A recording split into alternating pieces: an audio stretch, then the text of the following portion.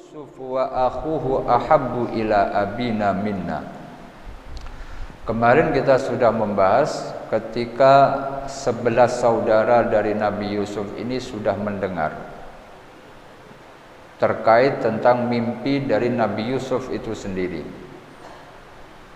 di mana Nabi Yusuf dalam mimpinya tersebut ada matahari, ada rembulan, ada 11 bintang.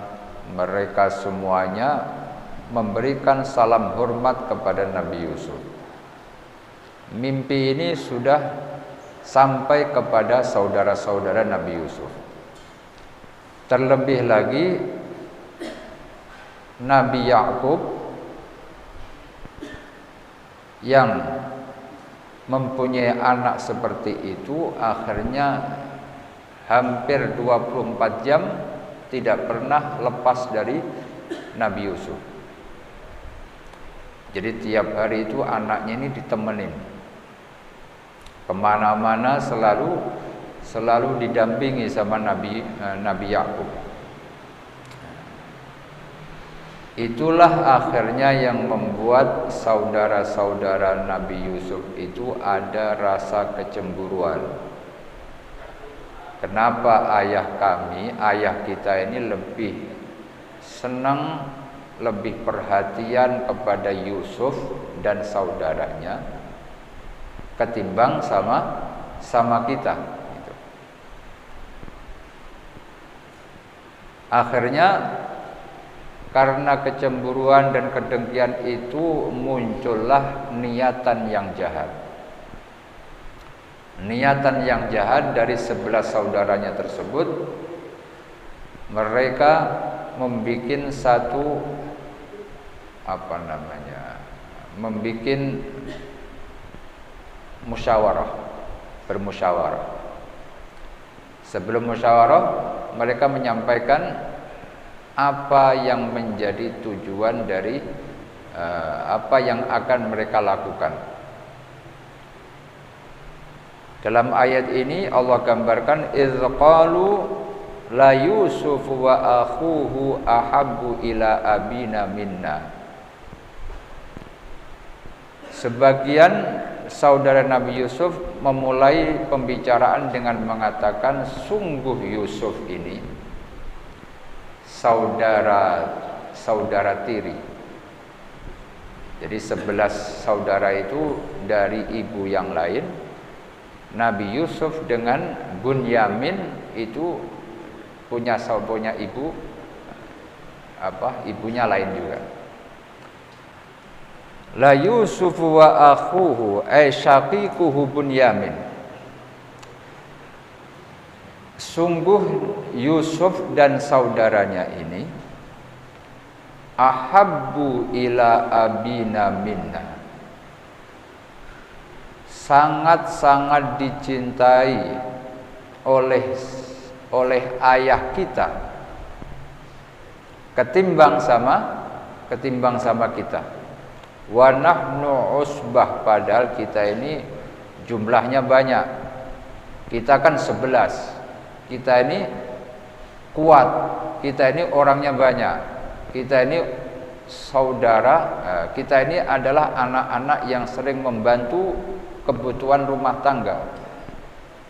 Tapi kenapa ayah kita ini justru lebih sayang, lebih perhatian kepada Yusuf dan saudaranya? Inna abana lafi dhalalim mubin. Sungguh ayah kita ini melakukan kesalahan yang nyata. Bayyinin bi'itharihi ma alaina, karena sudah memperlakukan tidak sama antara kita dengan Nabi sama Yusuf dan adiknya. Ini awal mulanya seperti itu. Awal mula pembicaraan dari 11 anaknya, 11 saudara Nabi Yusuf itu diawali dengan seperti itu. Akhirnya ada yang usul, uqtulu Yusufa, Ya sudah, kalau memang begitu, kita punya rencana apa? Bagaimana kalau kita bunuh saja Yusuf?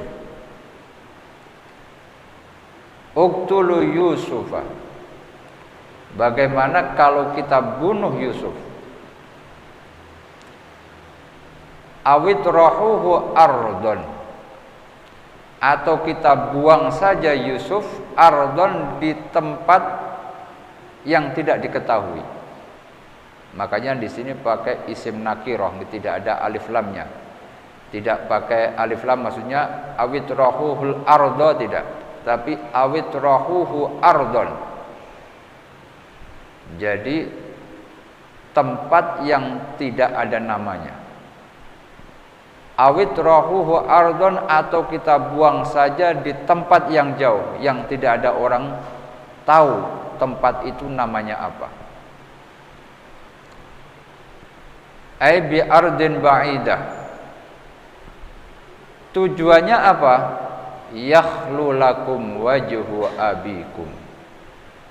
Biar kosong lakum buat kalian wajhu abikum, perhatian ayah-ayah kalian. Jadi maksudnya adalah biar ayah kita ini tidak lagi punya perhatian khusus kepada Yusuf dan saudaranya, karena sudah kita jauhkan, sudah kita hilangkan atau sudah kita lenyapkan, sehingga yakhlu lakum wajhu abikum, sehingga perhatian ayah kita itu tidak ada lagi yang bisa diperhatikan kecuali kepada kita yang 11 ini. Yakhlu lakum wajhu abikum wa takunu min ba'dihi. Yakhlu lakum wajhu abikum bi ayyubbala alaikum wa la yaltafid li ghairikum. Tadi sudah kita jelaskan. Wa takunu min ba'dihi, dan setelah kejadian itu nanti, setelah kita lenyapkan Yusuf nanti, setelah kejadian itu, ba'da qadri Yusuf au tarhihi qauman sholihin, kita bareng-bareng berusaha menjadi orang baik. Intinya taubat.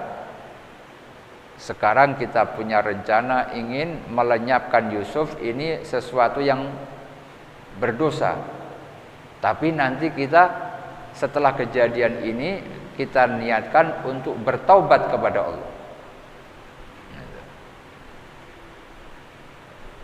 Bi antatubu, yaitu dengan bertaubat. Jadi rencana dari 11 saudaranya itu, kalau sudah kita lenyapkan Nabi Yusuf beserta saudaranya, kemudian ayah kita ini tidak punya pilihan lain kecuali harus memperhatikan kita, karena Yusuf sudah tidak ada. Perlakuan kita ini kan salah, tapi kita niat nanti setelah kejadian itu kita taubat kepada Allah. Qauman sholihin, kita pengen jadi orang baik, tapi sebelum menjadi baik kita bunuh dulu Yusuf, atau kita buang. Nah, ini perlu ada pembahasan. Ada beberapa pembahasan yang bisa kita ambil pelajaran. Nabi Yakub ini karena sayangnya dengan Nabi Yusuf 24 jam tidak terpisah. Sehingga yang ada di dalam hati Nabi Yakub ini adalah Yusuf. Sedangkan Nabi Yakub adalah Nabi utusan Allah, yang pastinya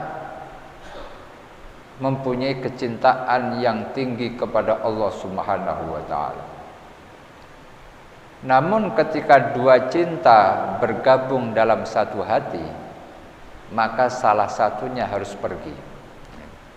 Jadi hati itu nggak bisa mencintai dua, itu nggak bisa.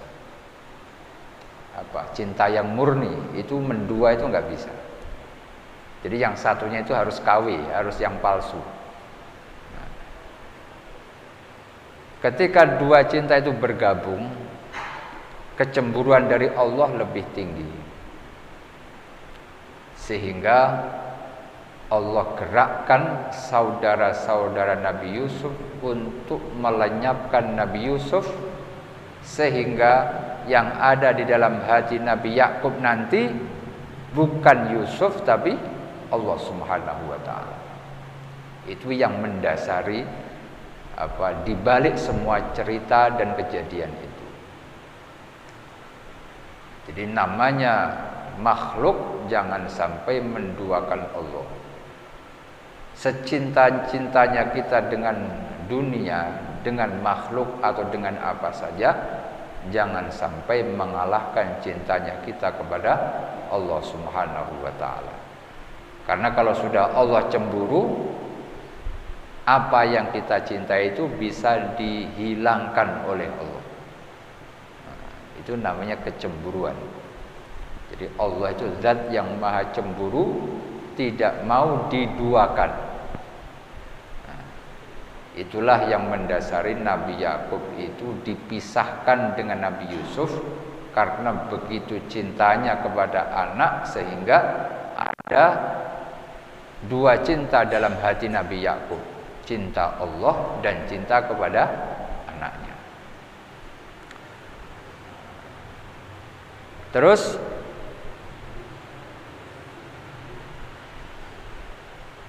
Nabi Yusuf ini kan anak kecil. Anak kecil dan tidak punya kekuatan. Hanya saja dicintai sama ayahnya. Selain itu tidak punya kekuatan. Tapi saudara-saudaranya ini punya niatan untuk membunuh atau membuang Nabi Yusuf. Kejadian seperti ini adalah pelajaran hidup, bahwa untuk mencapai kedudukan yang tinggi itu sering dimulai dengan kita dizolimi sama orang, atau kita sering dirugikan sama orang. Dengan dizolimi orang itulah akhirnya kita berproses. Kenapa orang berani merantau ke ibu kota? Karena di kampung barangkali ekonomi belum memadai. Kalau di kampung ekonominya memadai, nggak bakalan orang pergi ke kota. Jadi ada situasi yang tidak baik yang membuat orang itu akhirnya merantau. Kalau orang itu hanya di kampung saja, sedangkan situasinya secara ekonomi tidak mapan, akhirnya ya hidupnya tidak ada peningkatan. Begitu juga Nabi Yusuf. Kalau Nabi Yusuf cuma dijaga sama Nabi Yakub, disayang, dimanja, dan tidak ada perlakuan pembunuhan atau dibuang oleh saudara-saudaranya, mungkin Nabi Yusuf enggak bakalan menjadi orang yang terpandang. Mungkin hanya menjadi anak rumahan. Anak rumahan yang tampan, yang rupawan, yang dicintai sama ayahnya. Enggak lebih dari itu. Tapi karena ada proses dibuang oleh saudaranya, kemudian setelah dibuang, diambil, ditemukan sama musafir, kemudian dijual, kemudian setelah dijual, kemudian diambil sama penguasa itu adalah proses di mana Allah Subhanahu wa taala ingin menaikkan kedudukan Nabi Yusuf alaihi salam. Jadi kadang kita harus berterima kasih dengan situasi yang tidak baik. Kadang kita itu harus merasakan mengucapkan syukur kepada orang yang dulu pernah mendolimi kita. Kalau kita nggak dizolimi sama orang itu, kita nggak bakalan sampai ke sini. Kalau bukan karena orang itu, mungkin saya tidak sampai menjadi orang hebat. Umpama seperti itu. Biasanya kan kita tidak bisa melupakan orang yang pernah menyakiti kita. Kebanyakan seperti itu. Kita itu kalau disakiti sama orang nggak bakalan lupa. Tapi kita tidak sadar, justru orang yang menyakiti kita itulah yang membuat kita menjadi orang hebat. Kita hanya ingat sama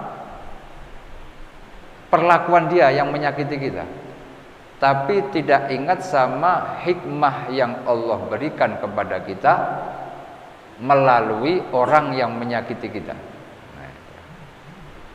Coba baca biografi orang-orang besar. Itu kebanyakan mereka pernah disakiti, dizolimi sama orang. Lalu mereka berproses sehingga menjadi orang besar. Seperti Nabi Yusuf.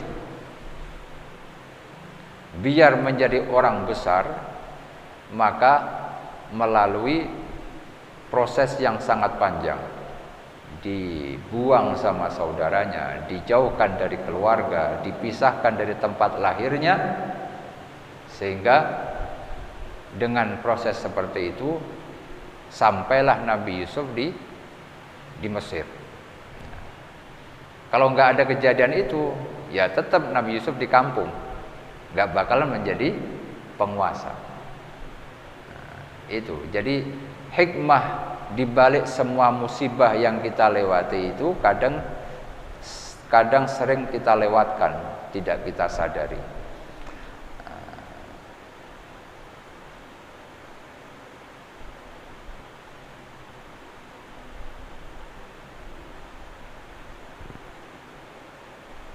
Uqtulu Yusufa,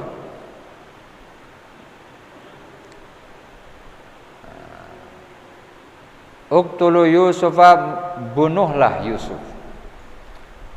Awitrahuhu ardon, atau buang di tempat yang jauh.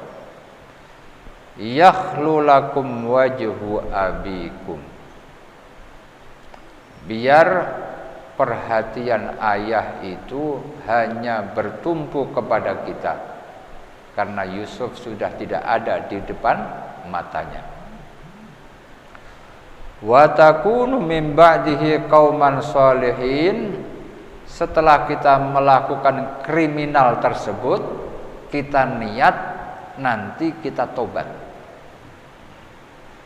Ini yang sering terjadi kepada diri kita, di mana sebelum melakukan kejahatan kita sudah ada niatan, pokoknya nanti kalau sudah selesai kita tobat. Yang penting sekarang kita melakukan maksiat dulu, nanti setelah maksiat kita tobat. Padahal yang namanya taubat itu akan diterima oleh Allah Subhanahu wa taala kalau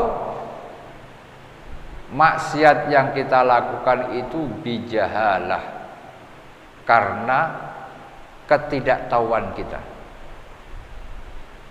karena kecerobohan kita, bukan kesengajaan. Jadi beda antara dosa yang disengaja sama dosa karena kekhilafan kita. Kalau dosa yang disengaja kayak yang dilakukan oleh 11 saudara Nabi Yusuf ini, sudah direncanakan. Nanti Yusuf kita bunuh atau Yusuf kita buang.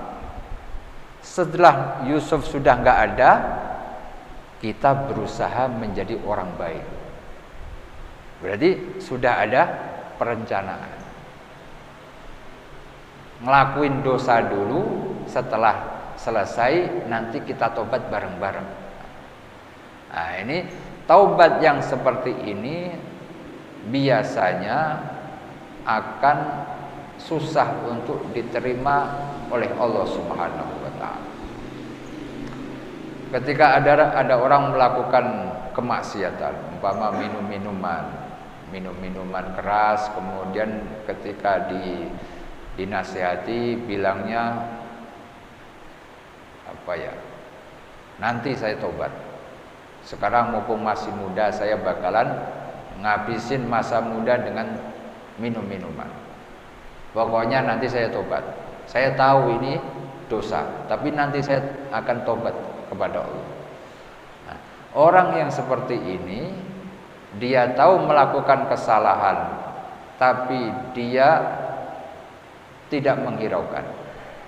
Justru dia mempunyai anggapan bakalan bisa bertaubat dari kemaksiatannya. Orang yang seperti ini nanti justru akan susah bertaubat, dibikin susah sama Allah di dalam bertaubat. Jadi menunda taubat itu justru akan melahirkan kemaksiatan yang baru.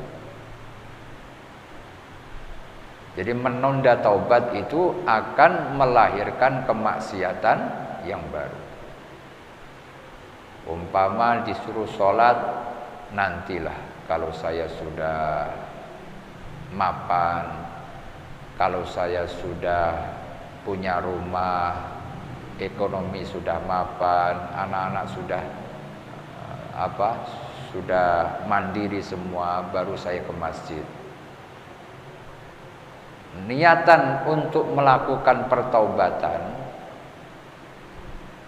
di masa yang akan datang itu justru akan membuat orang susah melakukan taubat, tapi justru melahirkan maksiat yang baru. Kenapa? Karena setiap hari dia nggak sholat, kan begitu. Karena dia mau sholat nunggu kalau sudah mapan. Padahal setiap hari ada kewajiban untuk sholat 5 waktu. Nah, makanya yang namanya taubat itu kalau ditunda akan melahirkan kemaksiatan yang baru. Makanya taubat itu diminta oleh Allah untuk disegerakan. Wasari'u ila maghfiratin mir rabbikum. Disuruh cepat-cepat. Kalau sudah ada niatan ingin menjadi orang baik, segera dikerjakan. Nanti kalau ditunda akan muncul kemalasan. Malas. Ingin ke masjid, malas. Padahal kemarin kepengen banget ke masjid, tapi karena tidak dituruti sama dirinya sendiri, besoknya akhirnya malas. Akhirnya besoknya lagi malas lagi.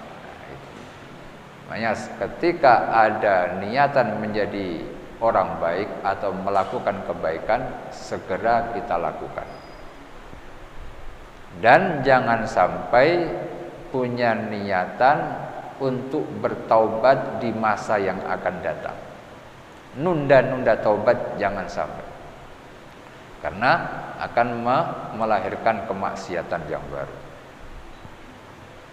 Ini seperti ceritanya 11 saudara Nabi Yusuf ini.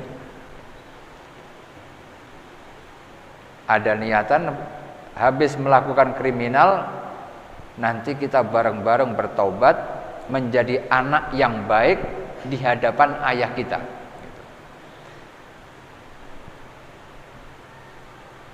Wa takunu min ba'dihi qauman sholihin. Lalu qala qailum minhum. Ada yang berpendapat mau membunuh, ada yang berpendapat kita buang saja. Qala qailum minhum. ada di antara mereka yang 11 itu huwa Yahuda. Dari 11 itu ada yang namanya Yahuda. Kalau dalam tafsir lain yang mengatakan uqtulu Yusufa ini namanya Sam'un. Nanti kan ada namanya Sam'un. Jadi saudaranya yang ke-11 itu yang namanya Sam'un mengatakan uqtulu Yusufa awit rohuhu ardh. Kemudian ada lagi saudaranya yang namanya Yahuda, lebih bijaksana, walaupun ini kesalahan, tapi lebih dewasa. Lebih dewasa, pikirannya lebih jauh dibanding saudaranya yang lain. Qala qailum minhum la taqtulu Yusufa. Yusuf jangan kita bunuh. Karena pembunuhan ini merupakan kriminal yang sangat berat. Karena orang yang membunuh satu nyawa itu seperti membunuh manusia yang banyak. Kenapa membunuh satu orang itu seperti membunuh manusia keseluruhan? Karena kita tidak tahu yang kita bunuh itu nanti yang kita tidak tahu yang kita bunuh itu sebenarnya bisa memberi manfaat kepada orang banyak. Kita bunuh seseorang, kita hanya tahu saat ini. Padahal kalau ini orang hidup, dia bakalan bisa memberikan manfaat kepada orang banyak. Tapi karena kita bunuh, akhirnya orang-orang yang banyak itu tidak mendapatkan manfaat. Jadi kita putus mata rantainya. Sehingga membunuh satu orang seperti halnya membunuh manusia yang berjumlah banyak. Seperti halnya kita wa ayyahdiyakallahu bika rajulan wahidan. Seperti halnya ketika kita mampu mengajak orang masuk ke dalam agama Islam, satu orang saja, maka itu pahalanya luar biasa. Karena apa? Bisa jadi satu orang ini nanti berproses menjadi orang baik sehingga memberi manfaat kepada orang yang banyak. Berawal dari satu orang. Jadi jangan melihat jumlahnya, jangan melihat satu orangnya, tapi lihatlah manfaat kepada orang yang banyak. Sehingga membunuh satu orang itu seperti halnya membunuh seluruh manusia. Begitu juga sebaliknya, mengajak orang menuju kebaikan, kemudian itu orang mau mengikuti ajakan kita, maka seperti kita mendapatkan pahala yang berlipat-lipat ganda. Karena siapa tahu orang yang masuk Islam ini nantinya memberikan manfaat kepada umat Islam dan agama Islam.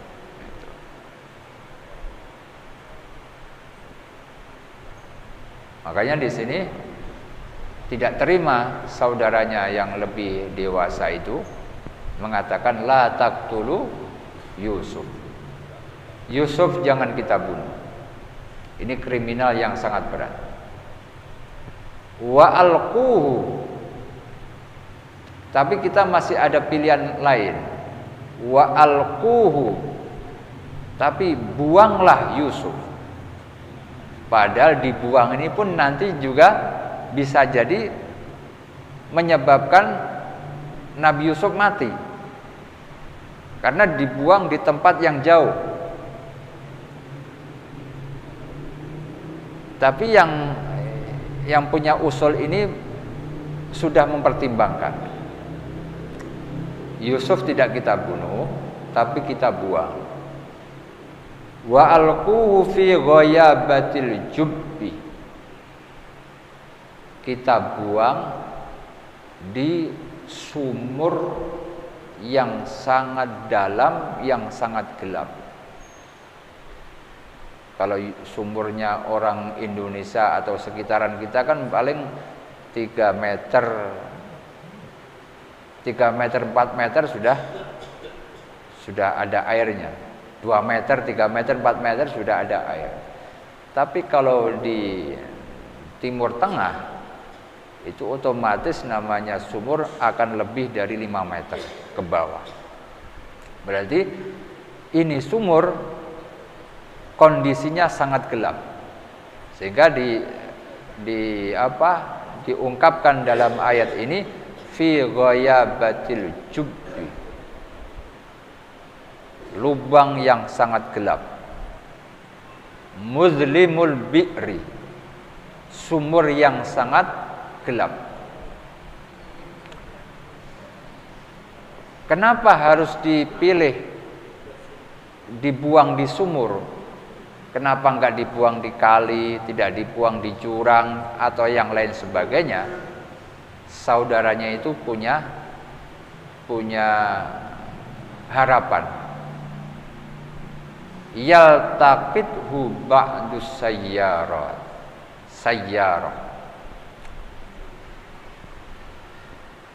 Diharapkan kalau kita buang di sumur itu, nantinya ada musafir yang lewat,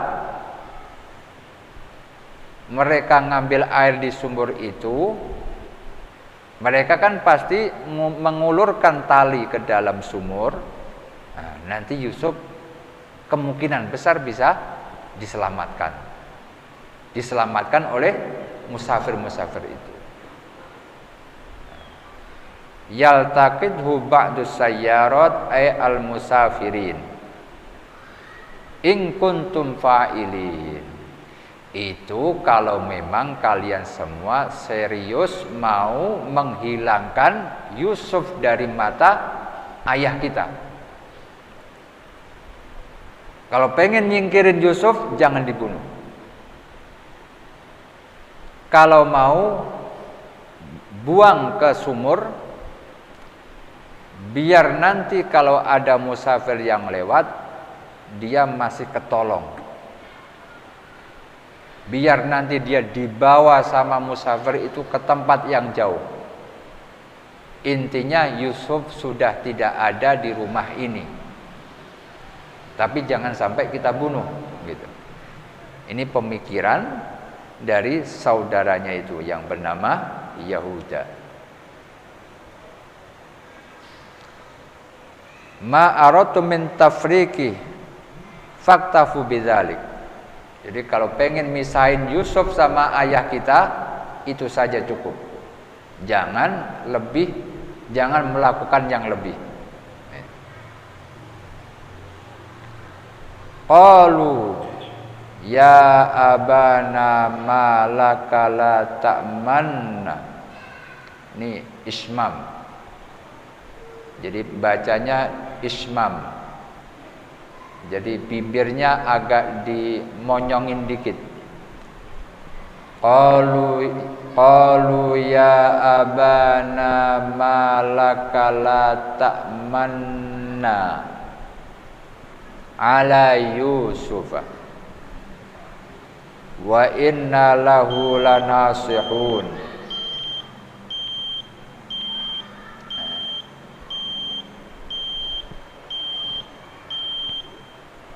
Jadi mereka kompak ngadep sama ayahnya. Karena susah, ngajak Yusuf itu susah. Kemana-mana diikutin sama ayahnya. Kalau pengen misahin Yusuf dari ayahnya itu sangat susah. Hampir 24 jam Nabi Yakub itu selalu ngawal Yusuf. Jadi butuh perjuangan yang sangat luar biasa dari 11 saudaranya itu, bagaimana caranya untuk bisa ngajak Yusuf tanpa diikuti sama ayahnya. Ini kira-kira gimana Yusuf ini bisa kita bawa. Sedangkan ayah kita itu tiap hari nempel sama Yusuf. Makanya disitulah bikin propaganda. Pokoknya rencana-rencana jahat itu diluncurkan sama 11 saudaranya itu. Bagaimana caranya ngambil Yusuf dari ayah kita? Gimana caranya ayah kita itu percaya sama kita? Diizinkan membawa Yusuf, diajak main bareng sama kita. Ini caranya gimana? Nah, itu berkali-kali mereka melakukan percobaan untuk ngambil Nabi Yusuf dari ayahnya. Namanya orang jahat itu, niatan jahat itu nggak pernah ada kata berhenti. Nyoba terus, pengen nyoba sampai berhasil. Jadi ada beberapa pelajaran penting dalam cerita Nabi Yusuf ini, baik dalam segi ketauhidan, baik dalam segi menerima takdir dari Allah. Itu semua bisa kita tangkap, bisa kita ambil dari ayat-ayat yang barusan kita baca. Manakala orang bisa menerima takdir Allah yang baik, yang buruk, maka dia akan bisa mengambil hikmah dari setiap perjalanan hidup yang pernah kita lewati. Ini saja yang barangkali saya sampaikan. Insya Allah kita akan melanjutkan pada pertemuan yang akan datang. Kita tutup dengan bacaan Ya Rabbana atarafna bi annana katarafna wa annana asrafna ala ladha ashrafna fatub alaina tauba tawsil kulla hawba wastur lana awrati wa aminir rawati waghfir li walidina rabbi wa mauludina wal ali wal ikhwani wa sairil khilani wa kulli dhi mahabba أو جيرة أو صحبة والمسلمين أجمع آمين ربي أسمع فضلا وجودا منان لا باكتساب منا بالمصطفى الرسول نحظى بكل سول صلى وسلم ربي عليه عند الحب وآله وصحبه عدد الصحبه والحمد لله في البدء والتناهي حمدا كثيرا دائما هبت النسائم سبحانك اللهم وبحمدك أشهد أن لا إله إلا أنت أستغفرك وأتوب إليك. السلام عليكم ورحمة الله وبركاته.